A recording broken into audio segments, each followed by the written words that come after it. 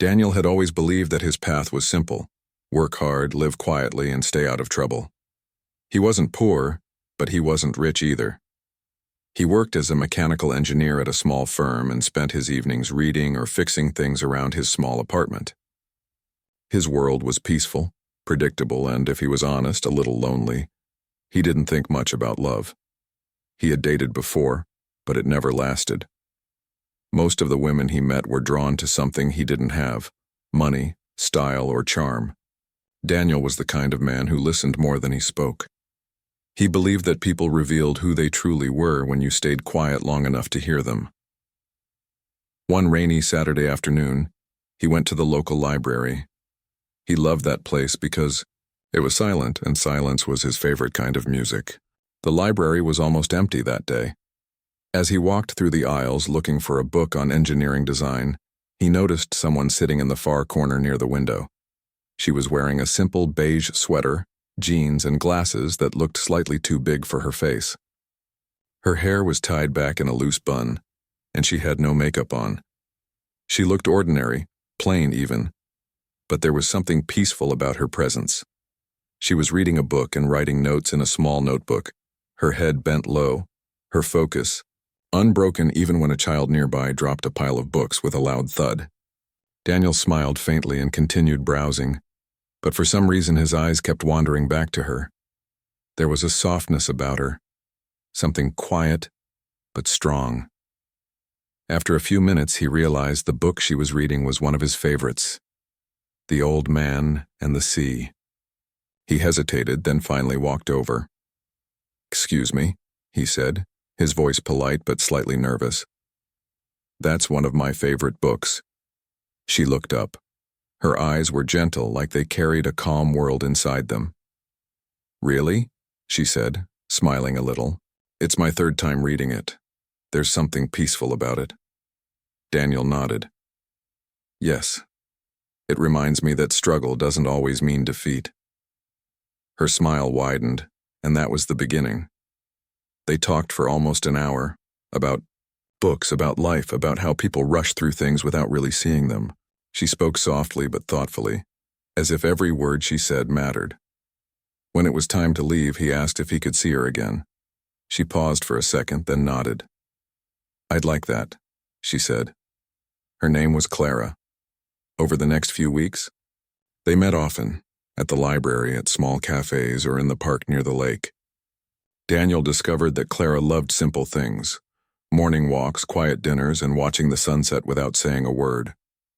She never mentioned much about her family, and Daniel never pressed. He liked her for who she was, not for where she came from. But one evening, as they were walking home, she mentioned something that made him pause. "My father doesn't really approve of my choices," she said softly. "Why's that?" Daniel asked. She gave a faint, knowing smile. "Because I don't live like him, or like my sisters. They like big things. I like peace." It wasn't until weeks later that Daniel discovered who her father was. He was scrolling through the news one morning when a headline caught his eye. "Whitmore Group expands its luxury real estate empire." The article featured a photo of a tall, proud man shaking hands with a group of businessmen. Standing slightly in the background, barely noticed, was Clara. Daniel blinked in surprise. The Whitmore Group was one of the biggest property companies in the country. The name was known everywhere. He couldn't believe the quiet woman he met at the library was the daughter of one of the richest men in the nation. When they met later that day, he brought it up carefully. "You didn't tell me about your family," he said, trying to sound casual. She looked at him for a moment, then sighed. "I didn't want you to treat me differently. Most people do once they find out." Daniel shook his head. "You're still the same person I met at the library. That's all that matters to me." She smiled softly, but he could see something behind that smile, something like relief or maybe fear. Their relationship continued to grow, but once the truth became known, the world around them began to shift. Some of Daniel's friends joked about it. "You're a lucky man," they said. "A billionaire's daughter, you've hit the jackpot." Daniel didn't like that. It made him feel small, as if his love could be measured in money. But he stayed silent. He knew what he felt was real. When Clara introduced him to her family, things changed even more. The Whitmore mansion was enormous, bigger than any building Daniel had ever been inside.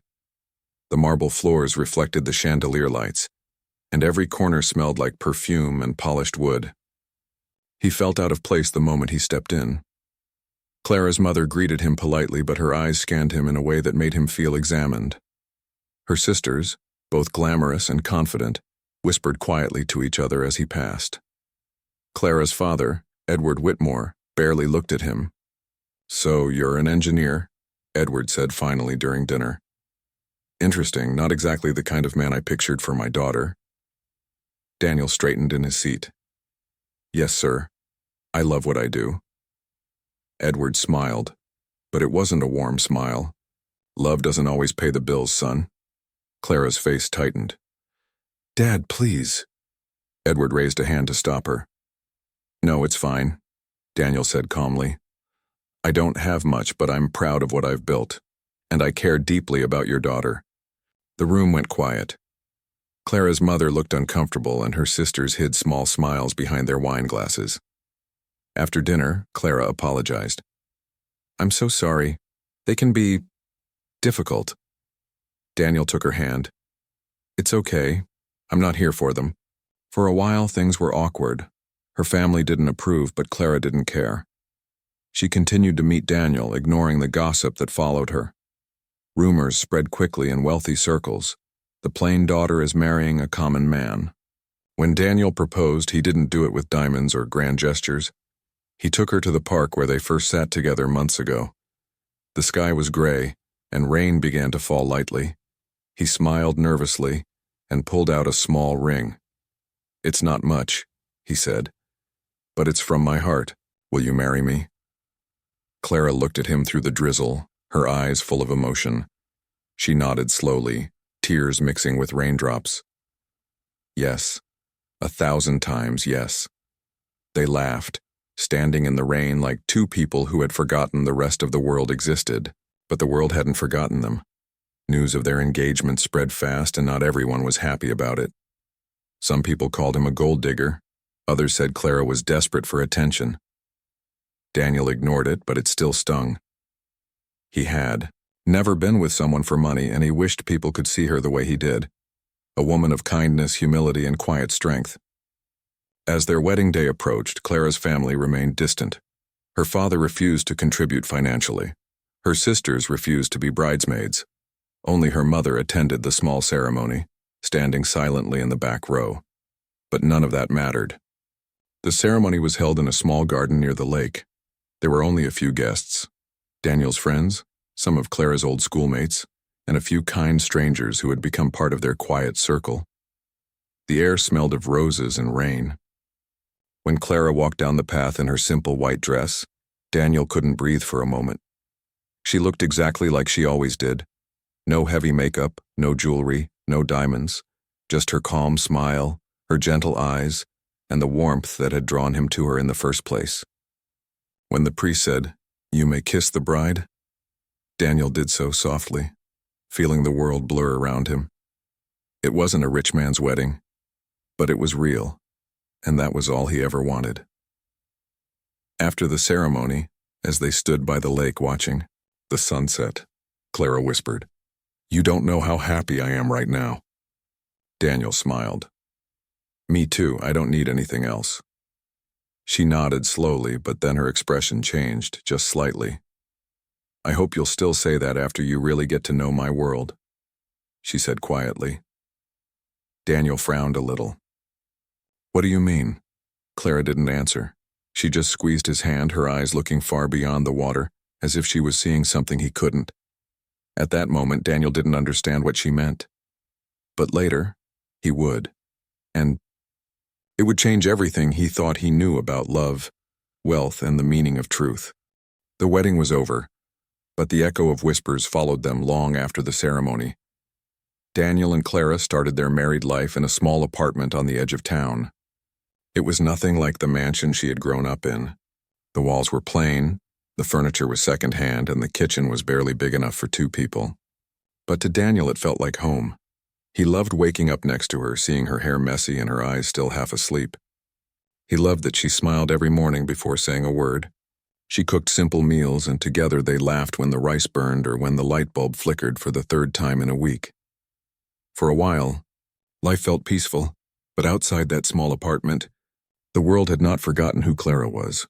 People whispered when they saw her walking hand in hand with Daniel in the marketplace. Some smiled kindly, but others just stared, whispering about how the billionaire's daughter chose an ordinary man. Daniel tried not to care, but it hurt sometimes, especially when he saw the stories online. One article called him the luckiest man alive, but not in a kind way. Another said he had married up. A few even suggested he had planned it all. Clara never spoke about it. She pretended not to notice. She still smiled, still cooked dinner, still talked about small joys, flowers, sunsets, books. But sometimes Daniel caught her sitting by the window late at night, staring outside like she was searching for something she had lost. He wanted to ask her what was wrong, but he didn't want to open old wounds. He thought maybe time would heal whatever was hurting her. One evening they were invited to her father's estate for dinner. Daniel didn't want to go, but Clara said quietly, "He's still my father. I should try." So they went. The moment they arrived, Daniel felt the coldness in the air. The mansion was as beautiful as ever. Golden lights, marble floors, expensive art on the walls, but it didn't feel like home. It felt like a museum, and they were visitors who didn't belong. Edward Whitmore greeted them with a forced smile. "Clara," he said, giving her a polite hug. Then his eyes turned to Daniel. "You look comfortable." Daniel nodded. "Yes, sir. We're doing well." Edward chuckled. "I can imagine. Life must be simple when you don't have to worry about big responsibilities." Clara's mother tried to ease the tension.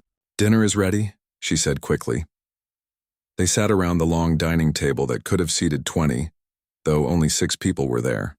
Edward, his wife, 2 of Clara's sisters, Clara, and Daniel. The sisters barely looked at Daniel. They talked about luxury vacations, new fashion brands, and upcoming charity galas. Clara listened quietly, not saying much. At one point, her sister laughed and said, "Clara, you should convince your husband to wear something other than shirts from the sale rack. You're a Whitmore, after all." Daniel froze. He didn't want to cause a scene, but he saw Clara's hand tighten around her fork. She turned to her sister and said calmly, "I'd rather have peace in my home than labels in my closet." Her sister looked offended. Their father frowned. "Clara," Edward said sternly, "your mother and I raised you to have standards. You don't need to live like—" He stopped himself, glancing at Daniel. "Like this." Clara's voice softened. "I'm happy, Dad. Isn't that enough?" Edward sighed and leaned back in his chair. "Happiness is good for dreamers. But reality, Clara, is built on power, on success. I didn't build this family for it to fade into smallness." The rest of the dinner passed in silence. When it was finally over, Clara stood and said quietly, "Thank you for the meal." As they were leaving, Edward pulled Daniel aside. His voice was low but sharp. "You seem like a good man," he said, "but good doesn't last long in this world. I hope you understand what kind of life my daughter walked away from. I won't stop her, but don't come back asking for help when she realizes what she gave up." Daniel met his eyes calmly. "I'm not after your help, sir. I only want her happiness." Edward smirked faintly as if he didn't believe him. "We'll see," he said, turning away. The ride home was quiet. Clara stared out the window, her reflection flickering in the glass. Finally, she said, "I shouldn't have gone." Daniel reached for her hand. "It's okay. They just don't understand you." She smiled sadly. "They never will." After that night, she never spoke about her family again. Months passed. Daniel worked long hours and Clara began volunteering at a local shelter. She said it made her feel useful. She helped children with their studies, cooked meals, and organized small fundraisers. Daniel noticed how her face lit up when she talked about it. It was the first time he'd seen her truly joyful in a long while. One afternoon, he decided to surprise her. He finished work early, bought her favorite pastries, and walked to the shelter. But when he arrived, he stopped outside the gate. There was a black car parked nearby, and a man in a suit was standing beside it. Inside, Daniel could see Clara talking to an older woman. her expression serious. When the woman left, Clara stood for a moment, then walked toward the car. The man in the suit opened the door and she got in. Daniel's heart skipped. He didn't want to follow, but something in his chest told him to. So he walked quietly down the street, keeping his distance as the car drove slowly away. It stopped a few blocks later outside a tall glass building. The sign read, Whitmore Foundation. He watched as Clara stepped out, looked up at the building for a long moment, then walked inside. That night, when she came home, he didn't mention it right away. He waited until dinner. "Clara," he said softly, "I saw you near your father's office today. Are you working with him again?" She froze, then looked down at her plate. "No," she said quietly. "It's complicated. Then tell me," Daniel said gently. "You don't have to hide things from me." She sighed, setting down her fork. "I wasn't meeting him. I was meeting someone who used to work for the foundation. They're trying to fix things my father ignored. I just want to help, that's all." Daniel nodded slowly. "Okay, but if it hurts you..." "It won't," she said quickly. "I'm just trying to do something good." He didn't push further. He could tell she didn't want to talk about it. But that night, while she slept, he lay awake thinking about the sadness in her eyes when she said those words. In the weeks that followed, Clara grew quieter. She still smiled, still cooked, still loved him, but her mind seemed elsewhere. Sometimes Daniel found her sitting at the table, writing letters and sealing them in envelopes without names. Other times she came home late, saying she'd been helping at the shelter. Daniel trusted her, but he couldn't shake the feeling that there was something she wasn't telling him. One rainy evening, she came home drenched, her clothes muddy and her hands trembling. Daniel rushed to her. "What happened?" She tried to smile, but her voice shook. "Nothing. Just a long day." He noticed a cut on her palm. He wanted to ask, but she looked exhausted, so he let it go. He helped her change, made her tea, and stayed beside her until she fell asleep. As she slept, he looked at her face, the woman everyone called plain, the woman the world underestimated, and he realized how little he truly knew about her life before him. She wasn't just quiet. She was hiding something, not a secret that would destroy their love, but something deeper, a truth about herself, her family, maybe even the world she came from. Daniel didn't know it then, but that truth was already making its way into their lives. One night, as he was locking up before bed, he heard the soft buzz of her phone on the counter. He didn't mean to look, but the screen lit up with a message before it went dark again. It said, "They know what you did. We need to meet soon." Daniel stood frozen, staring at the blank screen. His heart pounded and 1,000 questions filled his mind. Who were they? What did they know? And what had Clara done that someone might threaten her for? He turned toward the bedroom where she was sleeping peacefully, unaware that her secret had just begun to unfold. For the first time since their wedding, Daniel felt fear, not for himself, but for her. He didn't know that the calm life they had built was about to be tested in ways he couldn't imagine. And soon, he would learn that love, when mixed with truth and power, could shake the quietest hearts. The night Daniel saw that strange message on Clara's phone, something in his heart shifted. He wanted to trust her, he had always trusted her, but that message kept echoing in his head. They know what you did. He didn't sleep much that night. He lay awake, staring at the ceiling, listening to the rain tapping against the window. Clara slept peacefully beside him, her breathing soft and steady. But he couldn't stop thinking. What could she possibly have done that someone might warn her about? The next morning he tried to act normal. He made breakfast, kissed her forehead, and went to work. But all day his mind was a blur. He kept replaying the words over and over. That evening, when he came home, Clara was already there, sitting at the kitchen table. Papers were spread out in front of her, and she quickly tried to cover them when he walked in. He paused at the door. "You look busy," he said carefully. She gave a small smile. "Just working on something for the shelter." Daniel nodded, pretending to believe her. He didn't want to push too hard. He knew how easily she closed off when pressured. But later that night, when she went to take a shower, he noticed one of the papers had fallen to the floor. He picked it up. It wasn't from the shelter. It was a financial document, a donation record. His eyes scanned the page. It showed large sums of money sent from anonymous accounts to various charities, women's shelters, schools, even hospitals. He frowned.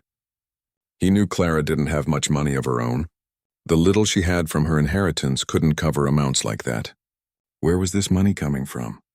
When she came out of the bathroom, he quietly placed the paper back where it was and said nothing. But inside, he knew there was something big happening, something she hadn't told him. Days turned into weeks. Clara became more distant. She was often gone for hours, sometimes not returning until late at night. When Daniel asked where she'd been, she would just say, "Meetings for the shelter." He didn't want to doubt her, but the unease grew stronger. Then, one evening, he decided to follow her. Not out of jealousy, but out of fear. He waited until she left, then grabbed his coat and walked at a distance. She didn't notice him. She moved quickly through the quiet streets until she reached an old office building downtown. It didn't look like a shelter. The sign outside read Whitmore Group Archives. Daniel froze. That was her father's company name. He stood in the shadows as she went inside. Through the glass door, he saw her meet an older man with a beard and glasses. They shook hands and spoke in low voices. After a few minutes, she handed him a folder. He opened it, looked shocked, then nodded.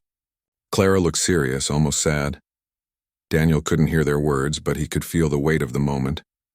She left after about 30 minutes. Daniel waited until she turned the corner, then walked toward the building. The lights inside were still on. He peered through the window and saw the man she'd been speaking to sitting at a desk, staring at the folder she had given him. He couldn't make sense of it. Why would Clara be meeting someone at her father's company behind his back? That night, when she returned home, Daniel was sitting at the table waiting. "Clara," he said quietly, "I need you to be honest with me. I followed you tonight." She froze, her bag still in her hand. "You what?" "I'm sorry," he said, "but I had to. I saw you at your father's company." "What's going on?" For a long moment she said nothing. Then she sighed and sat down. "I didn't want you to find out this way," she said softly, "but maybe it's time you knew." Daniel felt his stomach twist. She took a deep breath. "My father's company. It isn't clean, Daniel. The wealth, the buildings, the success, it was all built on lies. He used people. He took land from families who couldn't fight back. He destroyed homes to build his empire." Daniel's eyes widened. "You mean the company did illegal things?" Clara nodded slowly. "Worse than illegal, unforgivable. When I was younger, I didn't understand. But after I grew up, I started seeing things. Papers, contracts, reports. I found out about the people who were hurt. Families who lost everything. When I confronted my father, he told me to forget it, to focus on my future. I couldn't." She looked down at her hands, trembling slightly. "So I walked away. I took the small trust fund he gave me and started helping the people he hurt. Quietly. I used that money to build shelters, fund schools, and pay for hospital bills. But I never used his name. I didn't want anything connected to him." Daniel stared at her, speechless. "But recently," she continued, "I found something worse. Documents that show he's still doing the same things, covering up environmental damage, stealing land from poor communities, bribing officials. I couldn't keep quiet anymore. I started working with someone who used to work for him, someone who's been collecting proof. That's who I met tonight." Daniel finally found his voice. "So that message on your phone, they know what you did?" She nodded. "Someone must have found out I was helping expose him." He reached across the table and took her hand. "Clara, that's dangerous. You can't go against a man like him. He's powerful." She looked at him, her eyes full of quiet determination. "I know, but I can't live pretending everything's fine while people suffer because of him." He shook his head, trying to process it all. "Why didn't you tell me?" "Because I didn't want to drag you into it," she said. "You've already had to face enough because of me." Daniel squeezed her hand. "We're married, Clara. Whatever happens to you happens to me. You shouldn't face this alone." Her eyes softened and she whispered, "You really mean that?" "Of course I do." That night they stayed up talking. Clara showed him the files she had collected, photocopies of contracts, emails, payment records. It was overwhelming. Daniel realized how much courage it must have taken her to do all this. She wasn't just kind. She was brave in a way that few people ever were. But he also realized something else. If her father found out what she was doing, He would stop at nothing to silence her. Over the next few days, Daniel helped her organize the documents, scanning and backing them up. He taught her how to encrypt files and protect her data. He had never been part of something this risky, but he couldn't let her fight alone. One evening, while they were sorting through papers, Clara paused. "Do you ever wish you hadn't met me?" she asked softly. Daniel looked up. "Never. Even if it means my life gets messy, I wouldn't trade it." She smiled gently. "You always say the right thing." A few days later, she received another message. This one said, "Stop what you're doing. You don't know who you're dealing with." Daniel read it over her shoulder and felt a chill. "You can't go back there," he said firmly. Clara shook her head. "If I stop now, everything I've done will be for nothing. He'll keep hurting people." He wanted to argue, but he saw the fire in her eyes. The same fire that made him fall in love with her. So he didn't stop her. He just said quietly, "Then I'm coming with you next time." The following week, they met the man from the office again in a small cafe outside the city. He told them the documents were enough to start an official investigation, but it would take time. He warned them to stay careful, to watch who they spoke to. After the meeting, Clara and Daniel walked along the quiet street. She was silent for a long time. Finally, she said, "You know, sometimes I wish I could go back to that day in the library, before any of this." Daniel smiled sadly. "Even if you could, you'd still do the right thing." She looked at him and nodded. "Maybe, because right is all I have left."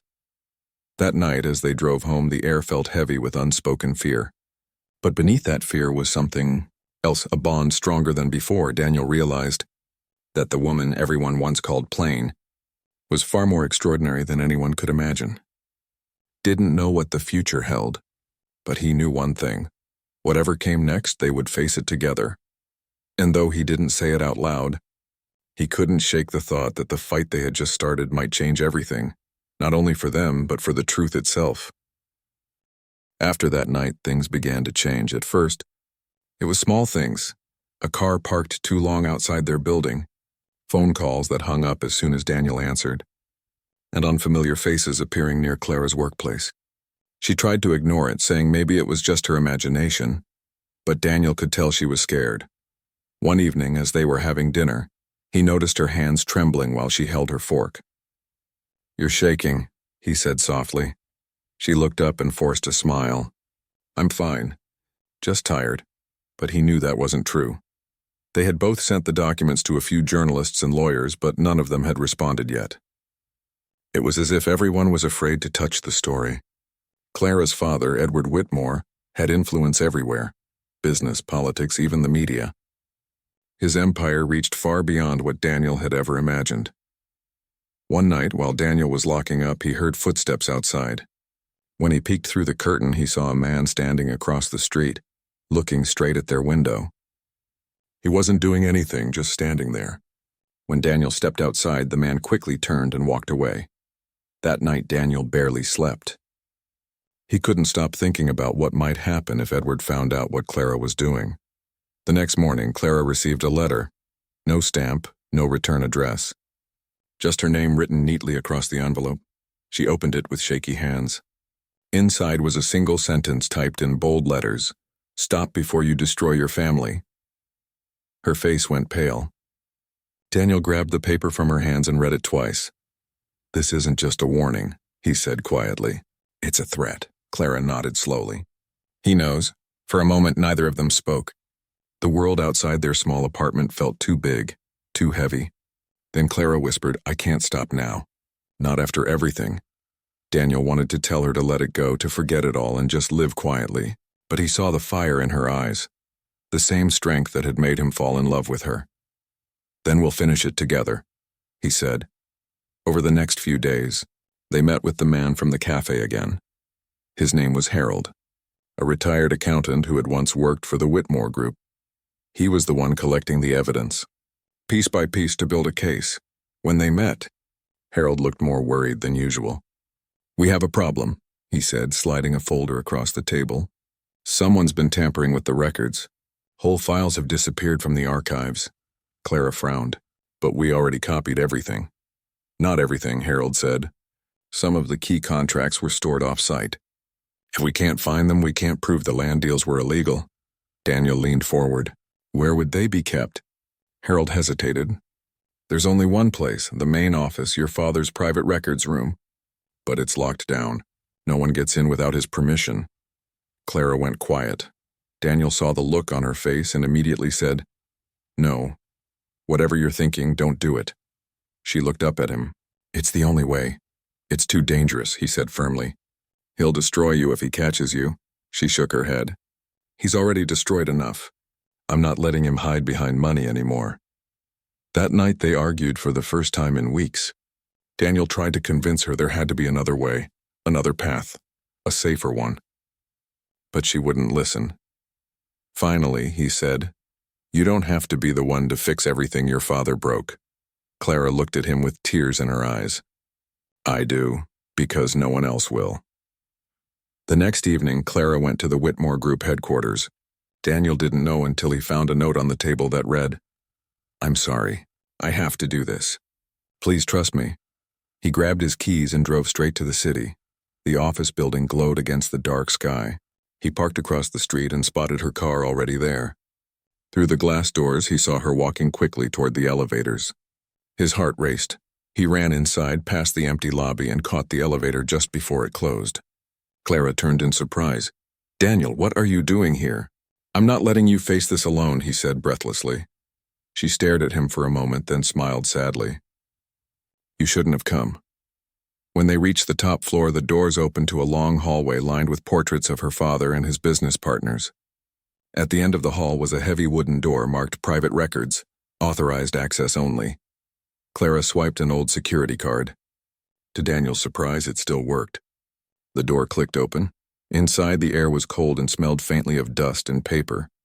Dozens of metal cabinets lined the room, each labeled with project names and dates. They began searching quietly, pulling open drawers, scanning files, taking photos with Daniel's phone. For a few minutes, everything was still. Then from the hallway, they heard footsteps. Clara froze. Daniel turned off his phone's light. The door creaked open and a tall shadow appeared. It was Edward Whitmore. His voice was calm, but his eyes were sharp.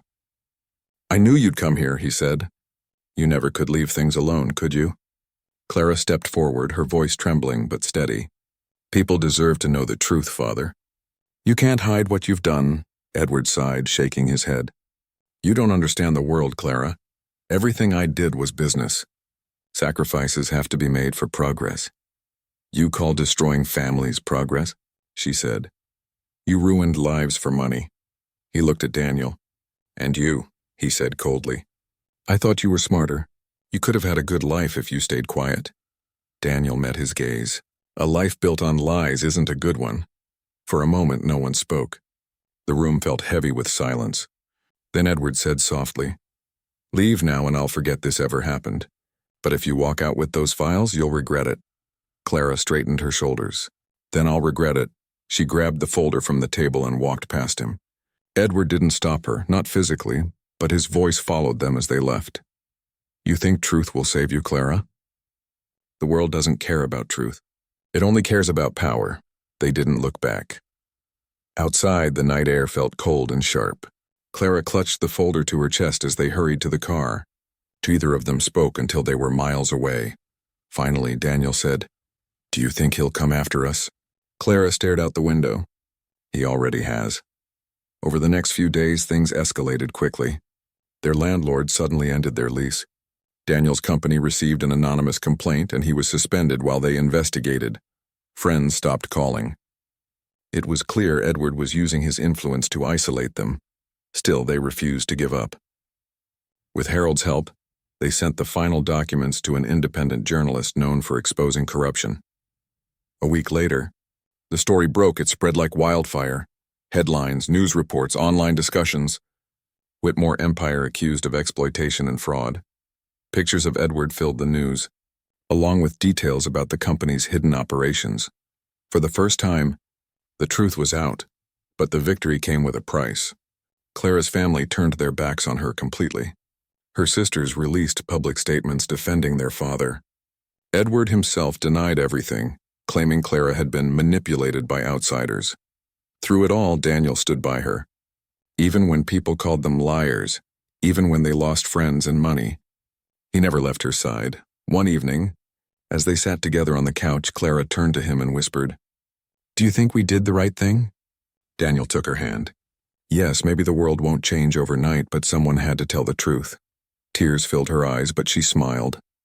"You've given me strength I didn't know I had." He smiled back. "No, you already had it. I just helped you see it." A few weeks later, investigators confirmed parts of the story were true.